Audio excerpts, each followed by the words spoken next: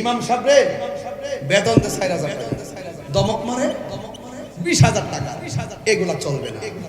ইমামকে সম্মান করবেন, এই জন্য ইমাম হলো সমাজের সবচাইতে বড় নেতা, তাকে সম্মান করতে হবে। ভাই আমি শুধু বলি একটা দায়িত্ব বিহাজাল ইমাম, একটা দায়িত্ব বিহাজাল, আর সে নিতেছে আনা ইমামুল ইমাম হাজারা ওয়া মাইয়াকুল, যারা হাজির আছে যারা হাজির হবে সবার দায়িত্ব আমি নাই। আর আপনি চুপচাপ দাঁড়ায় থাকেন আর সে সব তাসবিহ সূরা পড়তেছে, কেরাত পড়তেছে, আপনার দায়িত্বটা সে নিল আর সেই মানুষটার যদি অবহেলা করেন তাহলে চলবে? এই যে তাহির হুজুর আনতে যায় আর রংপুরের মানুষ যে ভালোবাসা দেখাইছে, এটার নামই ভালোবাসা। এইভাবেই ভালোবাসা, এই ভালোবাসা দিয়েই দেশটাকে, আরে কাগজের অভাব নাই, শান চলবে না ইনশাল্লাহ। এখানে দেখছে হুজুর, হুজুর দুইটা শান গিয়ে শোনাবেন সরুণাশ্রী হুজুর, আপনার আপনার মাহফিলের একটা সিরিয়াল নিতে চাই।